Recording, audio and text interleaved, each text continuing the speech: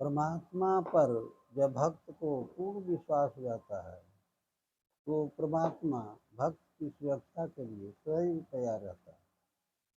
आपने सुना होगा कि द्रौपदी को जब दुशासन बेइज्जत करने लगा भरी सभा में, कपड़े को खींचने लगा, तो द्रौपदी ने भगवान को स्मरण किया, कृष्ण को याद किया। कहाँ द्वारिकापुरी और कहाँ हस्तिनापुर दिल्ली, कितनी दूरी है, लेकिन वो परमात्मा तो सर्वत्र रहता है, हर जगह रहता है। और उसको आने में कितनी देर होगी।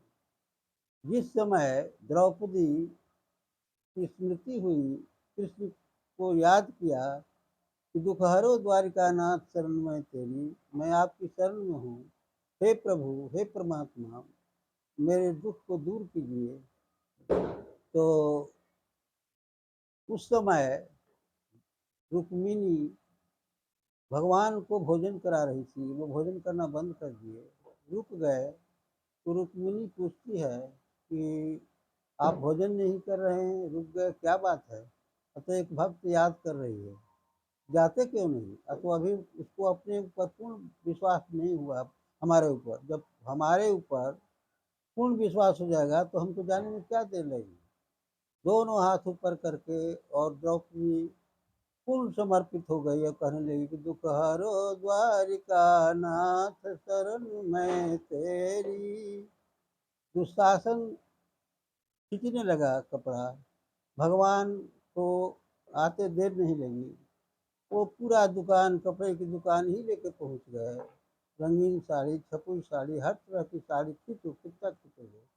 दुशासन खींचते खींचते उसकी भुजा थकित हो गई, दुशासन थक गया। तो कहने का तात्पर्य यह है कि परमात्मा के ऊपर पूर्ण विश्वास होना चाहिए और निर्मल मन होना चाहिए। कहा भी गया है कि निर्मल मन जन सोई मोहि पावा, मोहि कपट छल छिद्र भावा।